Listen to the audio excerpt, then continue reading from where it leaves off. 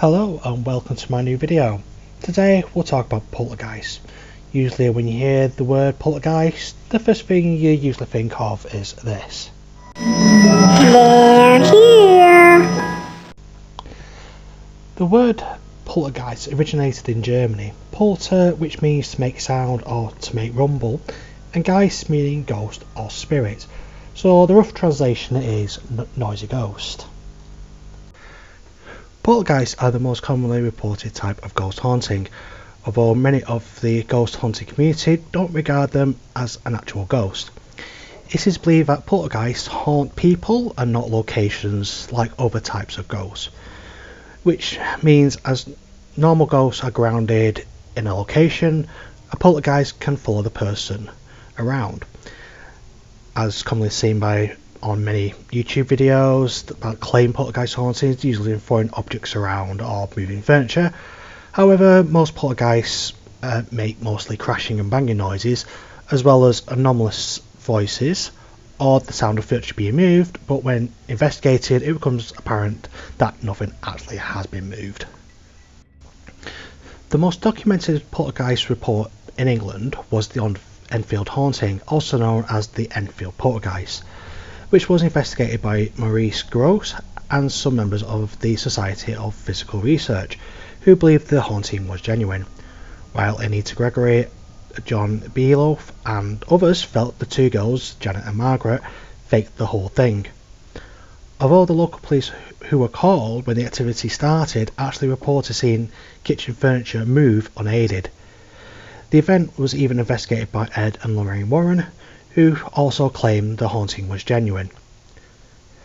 With poltergeist hauntings, they usually connected to a young child or girl who's going through puberty, as the entity can draw more energy from them.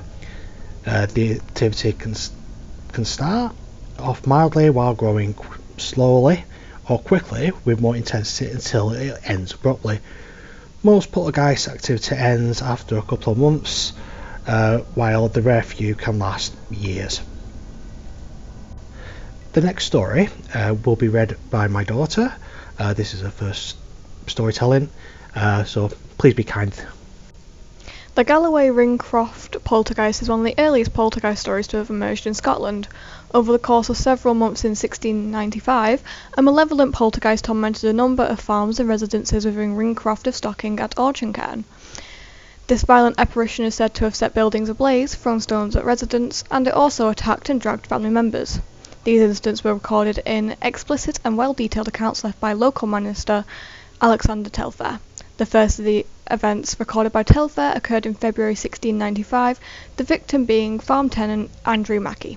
It is stated that Mr. Mackey woke one day to find the bindings in which he kept his livestock contained had been mysteriously loosened during the night.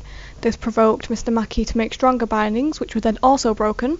He then opted to move his cattle to a different location, however was shocked to find one of his cattle had been raised by a tort of hair to the back of the house with its feet barely touching the ground. Telfair recorded the first account of stone throwing at the beginning of March. These incidents continued with great frequency, but were most active on the Sabbath, with the stones most commonly thrown at the person hosting the prayer.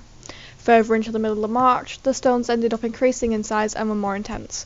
Mr. Telfair recalled the activity he experienced when visiting on the night of the 21st, stating that stones and several other things were thrown at me. I was struck several times on the sides and shouldered very sharply with a great staff, so that those who were present heard the noise of the strokes.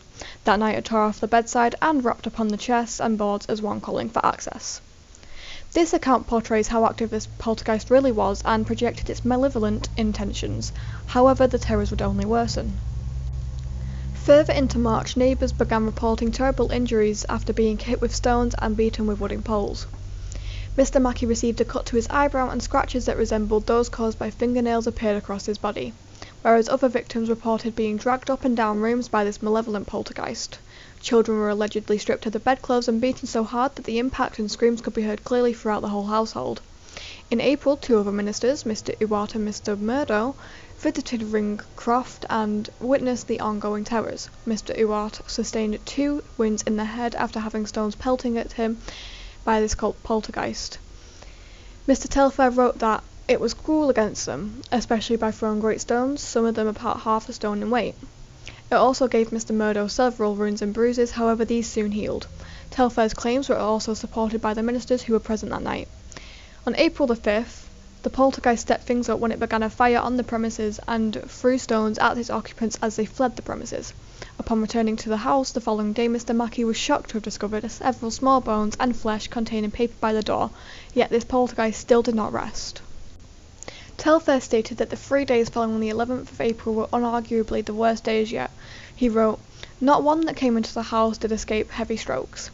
Towards the end of April, the house was set on fire multiple times until the 28th of April, when the home collapsed as a result of enduring large amounts of fire damage, therefore making the property now inhabitable. The poltergeist's final act occurred on the 1st of May, where a sheep house was set ablaze. This was the spirit's final act, and no more trouble arose from the spirit moving onwards. Nothing remains of the Mackey's farm now apart from a dead tree which marks its exact location. Telfair concluded his account with, "Be sober, be vigilant, because your adversary, the devil, as a roaring lion walketh about, seeking whom he may devour." Well, thank you for watching this video. If you do like it, hit the like button, hit subscribe and hit that little bell icon so you'll be notified of the new videos I will upload. And thank you once again.